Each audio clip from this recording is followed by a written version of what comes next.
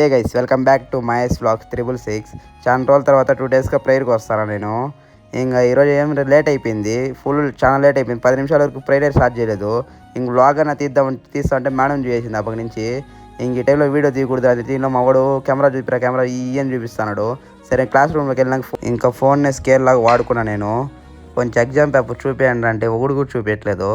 నాకేం రాయాలో అర్థం కూడా కావట్లే.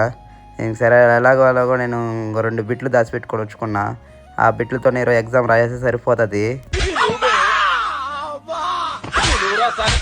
ఇంక గ్రౌండ్లో సెటిల్ ఆడతారని తెలిసింది.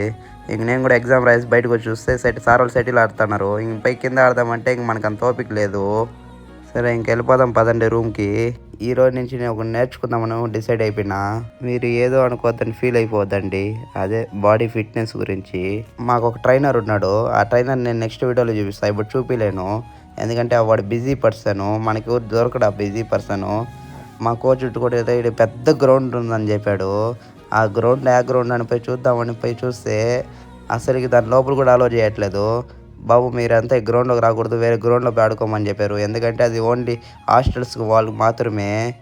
ఇంకెలాగో పక్కనే కదా జూనియర్ కాలేజ్, ఇంకా ఆడకన్నా గ్రౌండ్ కన్నా వెళ్దామని మేము జూనియర్ కాలేజ్ గ్రౌండ్కి వచ్చేసాం. ఇంకా ట్రైనింగ్ ఫినిషింగ్ చేసుకొని ఇంక బాడీ ఫిట్నెస్గా ఉండాలి కదా. ఇంకా బాడీ ఫిట్నెస్ కోసం ఇంకా డ్రై ఫ్రూట్స్ అవి ఇవి తీసుకునేందుకు వెళ్ళిపోయినాం మేము కూడా.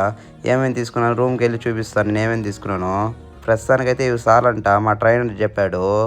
ప్లీజ్ అకౌంట్ ఫాలో చేయొచ్చు కదా, Mahesh vlogs follow and subscribe. Okay bye.